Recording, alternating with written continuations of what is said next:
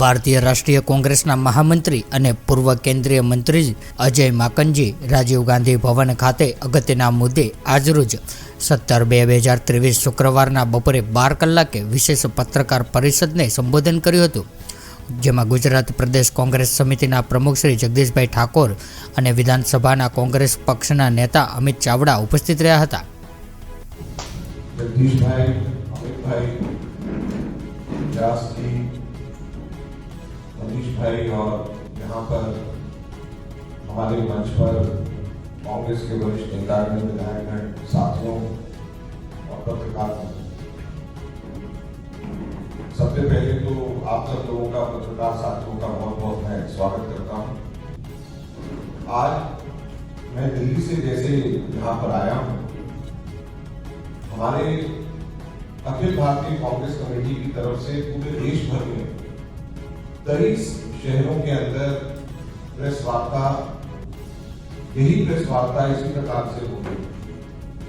आप सब लोगों को हम लोग अभी प्रेस विज्ञप्ति आप सब लोगों को देंगे और वैसी ही प्रेस विज्ञप्ति और वही विषय के ऊपर पूरे देश भर के अंदर कांग्रेस पार्टी सभी बड़े शहरों के अंदर ये कार्यक्रम कर रही है और जनता के बीच में सीधे जा रही है।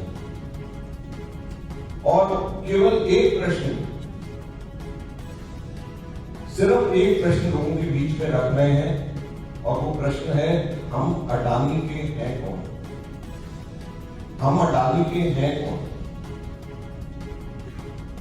और मोदी जी को से इसके माध्यम से प्रश्न पूछा जा रहा है। आप सब लोगों ने देखा कि किस प्रकार से हाइडेनबर्ग रिपोर्ट के बाद में 10.5 लाख करोड़ रुपए का कुछ ही हफ्तों के अंदर शेयर वैल्यू अडानी के एकदम से नीचे आ गए।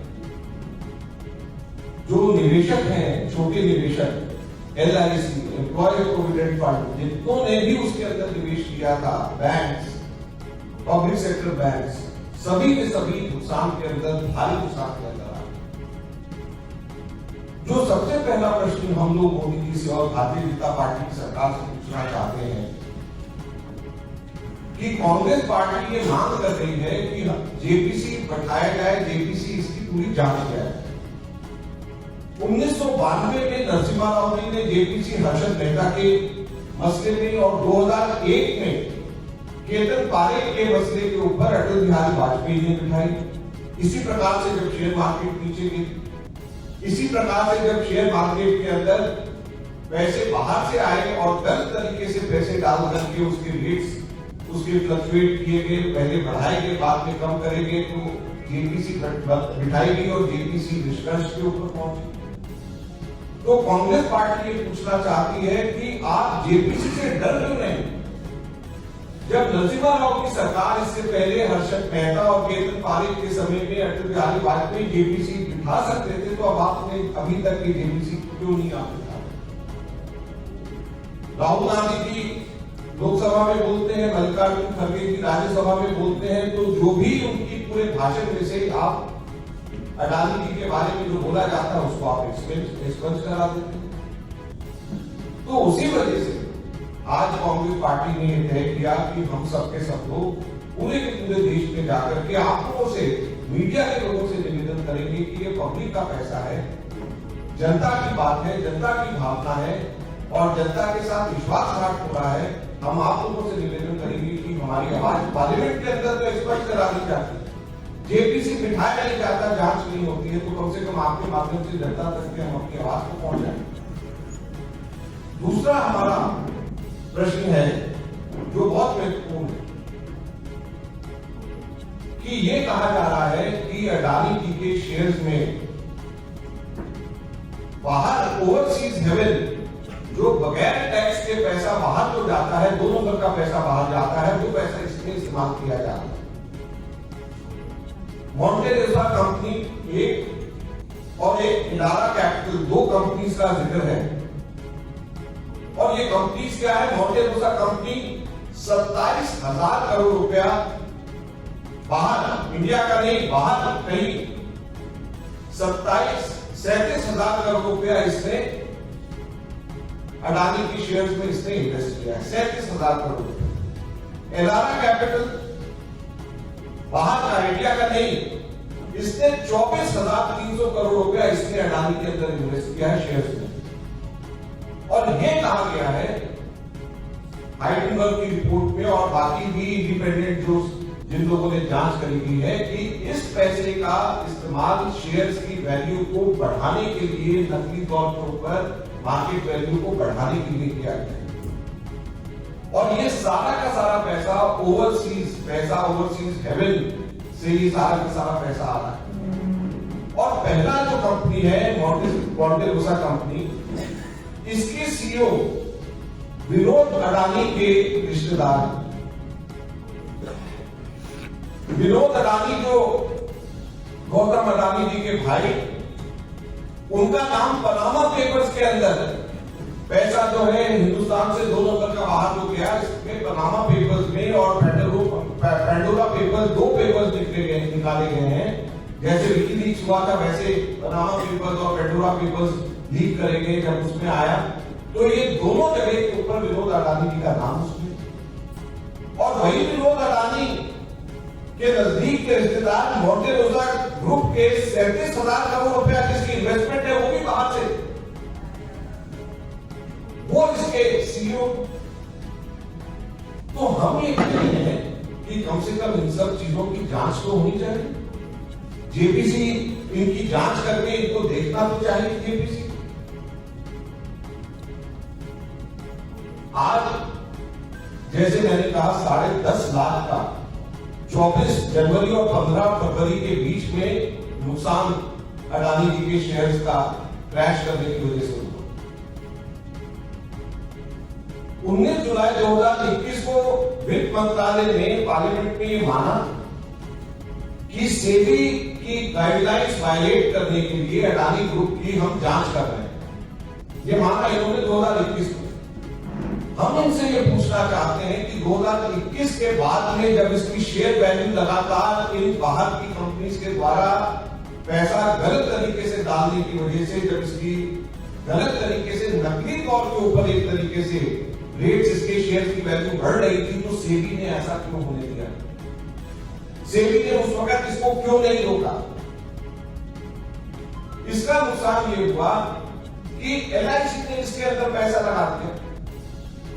एलआईसी ने 83,000 करोड़ 83,000 करोड़ रुपया इसके अंदर एलआईसी ने निवेश कर दिया, और 83,000 करोड़ की वैल्यू इन 3 हफ्तों के अंदर गिर करके 39,000 करोड़ सिर्फ रहेगी। 44,000 करोड़ की वैल्यू एलआईसी की डाउन।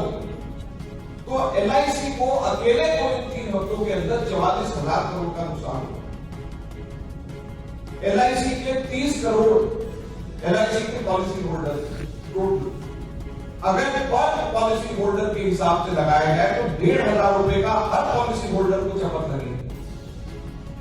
44,000 करोड़ रुपया एलआईसी को ने गवाया है अडानी के शेयर्स में गलत तरीके से इन्वेस्ट करके, क्योंकि सेबी ने इसको सही समय के ऊपर इसकी जांच करके इसको रोक नहीं पाई। और यही नहीं, हैरानी की बात यह है कि एलआईसी 44,000 करोड़ रुपए एलआईसी का नुकसान हो गया, और उसी बीच में 30 जनवरी को जिस वक्त मैंने जैसे आपको कहा कि ये 15 जनवरी से शेयर नीचे जा रहे थे, तो सब शेयर बेच रहे थे। मोदी सरकार के एलआईसी के अधीन एलआईसी ने तय किया कि हम शेयर बेचेंगे नहीं, हम 300 करोड़ रुपए और इसमें इन्वेस्ट कर देंगे। 30 जनवरी को जब सारे लोग शेयर बेच रहे थे, बाहर निकल रहे थे, तो एलआईसी उसमें 300 करोड़ रुपया उसमें और इन्वेस्ट कर रहा था। इससे ज्यादा बड़ा आपस में मिली भगत कैसे किस तरीके से कहा जा सकता है। और यही नहीं, जैसे मैंने कहा 2021 में जुलाई में पार्लियामेंट में खुद वित्त मंत्रालय ने कहा कि सेबी वायलेशंस को वो जांच कर रहे हैं। उस वक्त एनएससी निफ्टी 50 जो टॉप 50 कंपनीज होती है, एनएससी उसका निफ्टी 50 उसको उसके अंदर शामिल करता है। और उसका मतलब ये होता है कि जो निफ्टी इंडेक्स फंड्स हैं, जैसे जो सबसे बड़ा हिंदुस्तान का एम्प्लॉय प्रोविडेंट फंड ऑर्गेनाइजेशन है, जो सारे एम्प्लॉयज का प्रोविडेंट फंड जहां पे आता है वो निवेश करता है, तो वो निफ्टी 50 में से सर्व करता है। तो जब दुनिया के अंदर बहुत सारी जहां पर भी शेयर मार्केट है वहां पे से अडानी को हटाया जा रहा है, वहीं पर ठीक उसके उल्टा निफ्टी 50 के अंदर अडानी को शामिल किया जा रहा है। और एम्प्लॉयज प्रोविडेंट फंड ऑर्गेनाइजेशन जो एम्प्लॉयज का, सरकारी कर्मचारियों का पैसा है, वो उसमें निवेश हो सके, इसलिए उसके अंदर डाला जा रहा है। तो ये सारी की सारी चीजें इस बात को ये सबूत है कि किस प्रकार से मोदी सरकार अपने मित्र पूंजीपति को मोनोपोलीज क्रिएट करने के लिए मदद कर रही है। मैं 4-5 और छोटे छोटे उदाहरण देना चाहूंगा कि कैसे पॉलिसी मैटर्स के अंदर मोदी सरकार ने इनकी मदद कर ली, और ये बहुत महत्वपूर्ण है कि किस प्रकार से एक सरकार का इनके साथ में प्राइवेट मित्र पूंजीपति होने के साथ साथ में इनके साथ में दोस्ती होने की वजह से इनको फायदा पहुंचना है। राहुल जी ने तो बड़ा स्पष्ट प्रश्न पूछे कि कितनी बार आपके साथ में गए, कितनी बार आप जब पहुंचे तब वहां पे पहुंचे, बाहर जब विदेश यात्रा में कितनी बार विदेश यात्रा के अंदर आपके पहुंचने के बाद में पहुंचे, और कितनी बार आपकी वजह से इनको वहां पर विदेश के अंदर काम मिला। लेकिन इन सब चीजों का कोई जवाब किसी भी तरीके से मोदी जी ने नहीं दिया पार्लियामेंट में। इसके उदाहरण छोटे छोटे हैं, जैसे 14 जून 2022 को अडानी ग्रुप ने अनाउंस किया कि ग्रीन हाइड्रोजन, फ्रांस की एक टोटल एनर्जीज कंपनी है, उसके साथ में ग्रीन हाइड्रोजन के अंदर वो पैसा इन्वेस्ट करेगी। और ठीक उसके 6 महीने के बाद में जनवरी 2023 में भारत सरकार ने अनाउंस करती है कि हम 20,000 करोड़ रुपए अलग से रख रहे हैं नेशनल ग्रीन हाइड्रोजन मिशन के नाम पे, और हम सरकार उसमें मदद करेंगे। तो अडानी जी कहते हैं कि हम इसके अंदर इन्वेस्ट करेंगे, और सरकार कहती है कि हम जो है अपनी तरफ से सब्सिडी की 20,000 करोड़ की घोषणा करेंगे। तो ये मेरी भगत नहीं है तो क्या? हमारे समय में एयरपोर्ट्स के ऊपर एक लेट डाउन पॉलिसी थी कि एक ही एयरपोर्ट मिलेगा। 2006 में एयरपोर्ट की प्राइवेटाइजेशन हुई, तो उस वक्त दिल्ली और दूसरा एयरपोर्ट, 2 एयरपोर्ट्स को प्राइवेटाइज किया गया। तो जीबीके और जीएमआर 2 एयरपोर्ट्स उसके अंदर दोनों को अलग अलग दिया गया, बावजूद इसके कि जीएमआर दोनों को क्वालिफाई करता था। तो हम लोगों ने कहा कि इसमें मोनोपोली नहीं होनी चाहिए, एक व्यक्ति के हाथ में सारी चीजें नहीं होनी चाहिए, कंपटीशन होना चाहिए। तो जीबीके को भी दिया गया, जीएमआर को भी दिया गया। लेकिन अब सारे के सारे नियम ताक पे रख करके 2019 में अहमदाबाद, लखनऊ, मैंगलोर, जयपुर, गुवाहाटी, तिरुवनंतपुरम 6 के 6 एयरपोर्ट सारे के सारे एक साथ में अडानी को दे दिए। तो आप ये क्रोनी कैपिटलिज्म और मोनोपोली को बढ़ा नहीं रहा तो क्या कर रहा है? अगर अलग अलग होते, मैं इसको इसके भी जोर देकर के बोलना चाहता हूं कि हम लोगों मैं दिल्ली के अंदर पावर मिनिस्टर था 1998 से लेकर के 2003 तक शीला दीक्षित जी के समय हमने दिल्ली की पावर को प्राइवेटाइज किया। तो जब हमने दिल्ली की पावर को प्राइवेटाइज किया तो हमने पूरी दिल्ली की पावर को प्राइवेटाइज एक कंपनी पे पूरी दिल्ली को नहीं किया। हालांकि हम दे सकते थे, कोई पूछ भी नहीं सकता, क्योंकि उससे पहले एक दिल्ली विद्युत बोर्ड एक ही आइडेंटिटी थी। लेकिन हमने ये कहा कि उसके 3 हिस्से किए जाए, और 3 हिस्से करके तीनों के हम लोगों ने टेंडर किया। एक टाटा को दिया, एक बीएससीएस को दिया, एक अडानी को दिया। बाद में बीएससीएस और अंबानी को दिया, बीएससीएस और अंबानी एक हो गए, टाटा एक हो गया। हमने टाटा और अंबानी बीएससीएस 2 को दिल्ली की हम लोगों ने प्राइवेट हम लोगों ने करके दिया, ताकि आपस में कॉम्पिटिशन रहे, जिसका फायदा हमको नजर आता है। तो कभी जब भी हम प्राइवेटाइजेशन करते हैं तो 2 चीजों का ध्यान दिया जाता है जो सबसे महत्वपूर्ण है, जो कि सरकार नहीं कर रही। एक तो ओपन टेंडर, ओपन बिड होना चाहिए, और ओपन टेंडर, ओपन बिड होना चाहिए, और दूसरा मोनोपोली नहीं होनी चाहिए। और ये सरकार ने अपने मित्र पूंजीपतियों को मदद करने के लिए इन दोनों चीजों को ताक में रखा है। पोर्ट्स की अगर हम बात करें, इस वक्त 30% पोर्ट कैपेसिटी अडानी के पास है, 40% कंटेनर्स कैपेसिटी अडानी के पास है।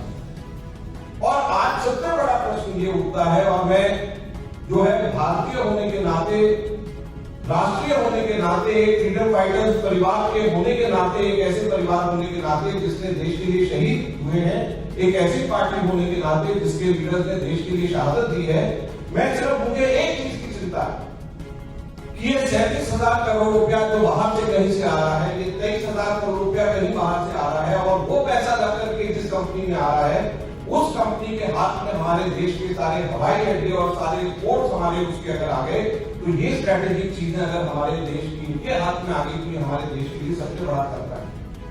और हमारे देश की सरकार इसको देखने के लिए भी तैयार नहीं है, समझने के लिए भी तैयार नहीं है कि ये पैसा कहां से आ रहा है, किसका पैसा है, क्या ये चाइना का पैसा है, क्या ये पाकिस्तान का पैसा है, कहां से ये पैसा आ रहा है, उस चीज के लिए भी देखने को, समझने को तैयार नहीं।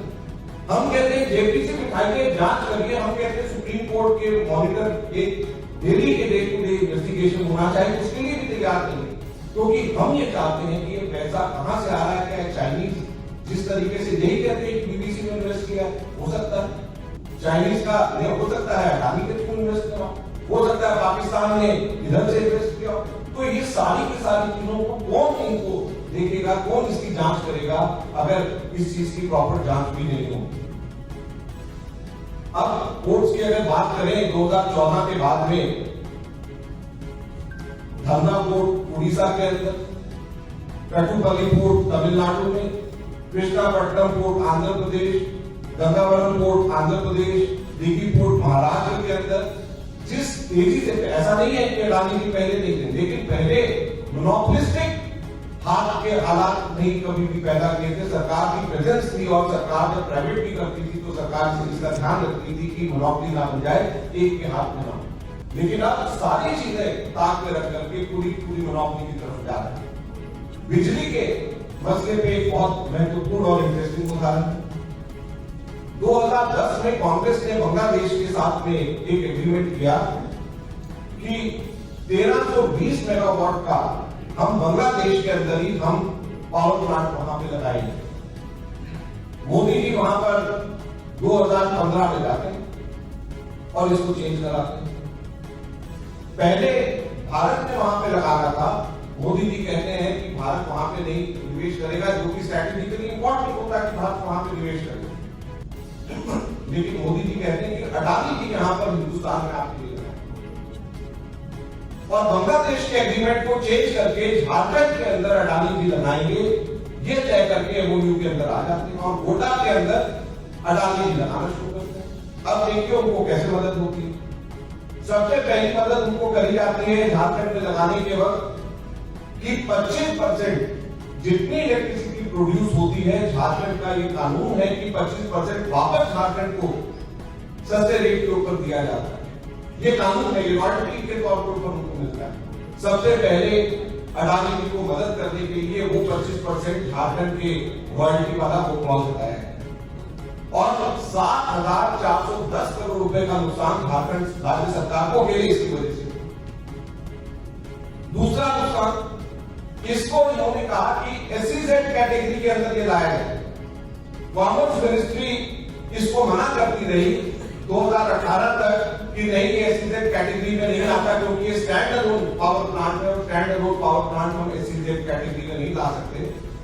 2019-25 फरवरी को कॉमर्स मिनिस्ट्री भी पलट जाती है, मोदी सरकार की कॉमर्स मिनिस्ट्री पलट जाती है, और वो कॉमर्स मिनिस्ट्री कहती है कोई बात नहीं, अब आप एसईजेड कैटेगरी में हमने अपने रूल्स बदल दिए, आप एसईजेड कैटेगरी में आ गए, लिहाजा जो उनको इंपोर्ट ड्यूटी कोयले की जो देनी पड़ती थी, वो इंपोर्ट ड्यूटी पूरी की पूरी माफ कर दी गई। 300 करोड़ रुपया हर साल, अगर 25 साल चलेगा तो 300 करोड़ 25 करे 7,500 करोड़ रुपए का सीधे सीधे ये मुनाफा अडानी जी को उसके माध्यम से दिया गया।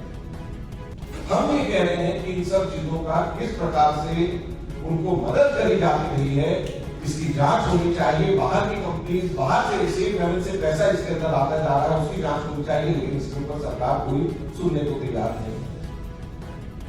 4 से 6 जुलाई 2017 में मोदी जी इजराइल जाते हैं, और उसका नतीजा ये होता है कि जिन्होंने कभी इससे पहले कागज का भी जहाज नहीं बनाया, उनको ड्रोन बनाने का अडानी जी को काम मिल जाता है। छोटे आर्म्स बनाने का, स्मॉल आर्म्स बनाने का काम मिल जाता है, एयरफोर्स मेंटेनेंस का, एयरक्राफ्ट मेंटेनेंस का काम मिल जाता है। जब हिंदुस्तान एरोनॉटिक्स लिमिटेड है, हिंदुस्तान के अंदर अलग और कंपनीज हैं जो कि इसकी विशेषता जिन लोगों की है, तो क्यों प्रधानमंत्री अपने पद का इस्तेमाल करके अपने मृत्यु पूंजीपति को फायदा पहुंचाते हैं? ये हमारा सबसे बड़ा प्रश्न है। और अब इसके साथ में ये भी जुड़ गया कि जब ये स्ट्रैटेजिक चीजें इस प्रकार की मैन्युफैक्चरिंग जब करेंगे, जो ड्रोन बनाएगा उसके अंदर पैसा हमें पता नहीं कि विदेश से कहां से लेवल से 37,000 करोड़ 23,000 करोड़ रुपए का कहां से पैसा उसके अंदर आ रहा है, तो क्या ये देश के लिए, राष्ट्रीय सुरक्षा के लिए क्या ये ठीक है? तो ये सभी प्रश्न पार्लियामेंट के अंदर हम उठाना चाहते हैं। राहुल जी बोलते हैं, खड़गे जी बोलते हैं, स्पष्ट किया जाता है। तो आपके माध्यम से, सोशल मीडिया के माध्यम से हम हिंदुस्तान की जनता के सामने रखना चाहते हैं। ये एक्सरसाइज हमारे एआईसीसी की कम्युनिकेशन डिपार्टमेंट, जयराम रमेश जी ने और सब लोगों ने मिलकर के किया है। आज हम 23 सालों में हम लोग सब सीनियर लोग जो फॉर्मर यूनियन मिनिस्टर्स रहे हैं, एमपीज रहे हैं, वो सबके सब लोग जाकर के बात करते हैं। और हम उम्मीद करते हैं कि देश की जनता के सामने जो हम ये बात रख रहे हैं, एक सशक्त विपक्ष होने के नाते देश की जनता ये हक है कि उनको इस बात को पता करे, उनको इस बात की जानकारी रहे, ताकि वो सही डिसीजन, सही निर्णय सही समय में ले सके। तो ये बात करने के लिए मैं दिल्ली से विशेष तौर पे आया हूँ। मैं आपका धन्यवाद करता हूँ और हमारे प्रदेश कांग्रेस कमेटी और सीएपी लीडर और सभी सीनियर लीडर्स और मनीष भाई का सबका मैं धन्यवाद।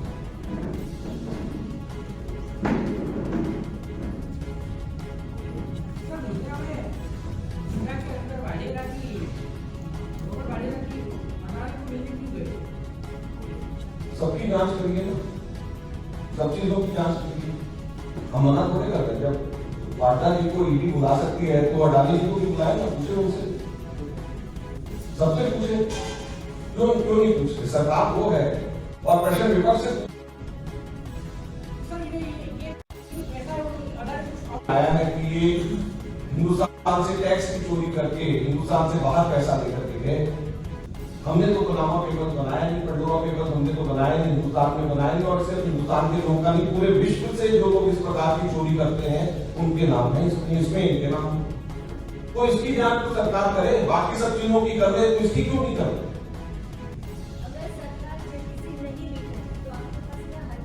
हम लोग जो है लोकतंत्र के अंदर, पार्लियामेंट के अंदर, पार्लियामेंट के बाहर, आप लोगों के माध्यम से हम लोग इन सब चीजों को उठाते रहेंगे। अभी भी हम लोगों ने पार्लियामेंट में इस बात को रखा है। देखिए, लोकतंत्र में सबसे बड़ी ताकत जनता की होती है और जनता के बीच में सशक्त और सचेत विपक्ष होने के नाते हम सारी बात जनता के सामने रखना चाहते हैं। तो हमें उम्मीद है कि जनता का इतना दबाव सरकार के ऊपर बनेगा कि सरकार को विपक्ष की बात और जनता के दबाव में आकर के वो विवश होकर के उनको जेपीसी बनानी पड़ेगी और supreme court monitor day to day investigation करना पड़ेगा। सुप्रीम कोर्ट में गए हैं, सुप्रीम कोर्ट में कुछ लोग गए हैं, सुप्रीम कोर्ट ने कल भी इसमें कुछ ऑब्जर्वेशन दिए, देखते हैं क्या रहता है। लेकिन जेपीसी बनाना लोकतंत्र के अंदर जरूरी है। मैंने एग्जाम्पल दो दिए हैं, हर्षद मेहता के टाइम पे और दूसरे दोनों टाइम पे, इससे पहले हुआ है, तो अब क्यों नहीं? सर, सरकार जिस तरह से इस पर कुछ जवाब नहीं देना चाह रही है, पार्लियामेंट में भी इसका अगर राहुल जी वो करते हैं तो उसका कोई जवाब नहीं मिलता है, तो आगे कांग्रेस क्या रोड पे इस मुद्दे को लेकर उतरेगी? बिल्कुल, इसी की शुरुआत है। हम लोग जब रोड के ऊपर भी हम लोग इस चीज को लेकर के उतरेंगे, हम लोग पार्लियामेंट के अंदर जैसे बनेगा, पार्लियामेंट के अंदर, पार्लियामेंट के बाहर सकते। और अभी हम लोग आप लोगों के माध्यम से जनता को हम लोग बता दें, तो हम लोग पूरी ताकत के साथ, इससे पहले भी रोड के ऊपर भी डिस्ट्रिक्ट वाइज हम लोगों का एक कार्यक्रम हुआ है, पूरे देश भर में हुआ है, गुजरात में भी हुआ है, सभी डिस्ट्रिक्ट में, डिस्ट्रिक्ट हेडक्वार्टर्स में हमने किया। इसको हम लोग और उग्र स्वरूप में आगे लेकर के जाएंगे। जनता के सामने इस बात को हमको रखना है ताकि दबाव पड़े और जेपीसी को इन्वेस्टिगेशन हो, क्योंकि ये नेशनल सिक्योरिटी से जुड़ा हुआ सवाल है। और स्ट्रैटेजिक चीजों के अंदर पैसा विदेश से लग रहा है और हमें मालूम ही नहीं किसी को कि पैसा कहां से किसका आ रहा है। इससे बड़ा देश की स्ट्रैटेजी के लिए, स्ट्रैटेजी जरूरत के लिए खतरा नहीं हो सकता।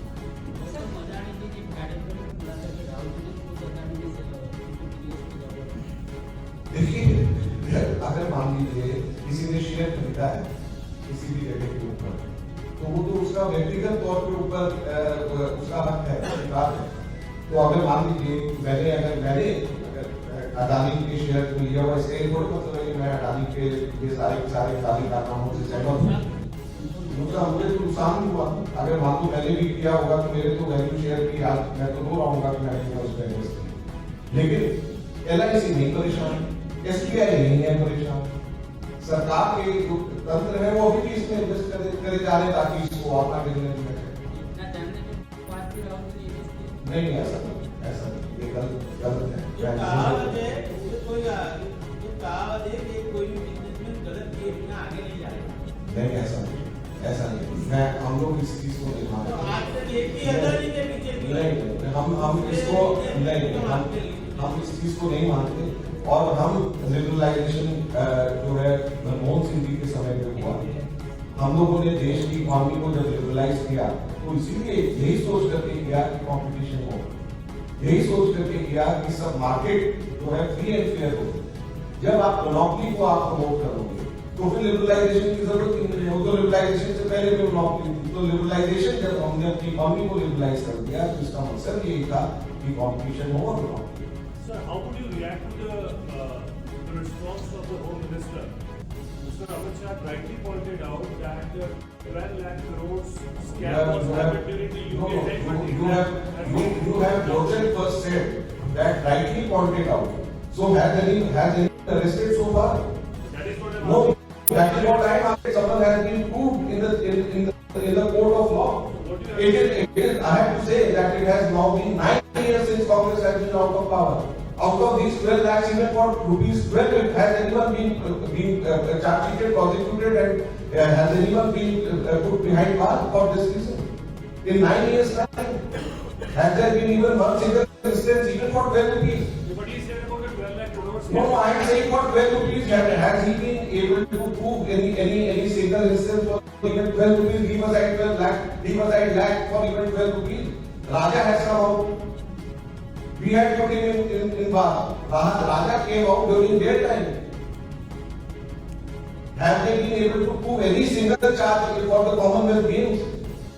Any single charge for 2G? Any single charge for 4G? Tell me, if even a single charge has been proven, if they have not yet been able to prove in the last 9 years, they have no right to say anything about it. They have to answer to these things what has been put before them now. But the point which he has made is Rightly so. Yes, not rightly so. So. But what he said on camera, that is Yeah. what I'm mentioning at this point of time. He said that you're saying that no charges have been put against the UPA regime. That is what he said. That no charges have been put against or come across the BJP government. No, this is without investigation. How can you say we are demanding for an investigation? So that is what I am saying. That is what Congress is demanding. What Congress is demanding? Congress is demanding for a JPC. Congress is demanding for investigation. So at least grant us that opportunity. At least grant the people of this country that opportunity for investigation. That is what we are asking for. So you are denying us for investigation and instead you are asking questions on us.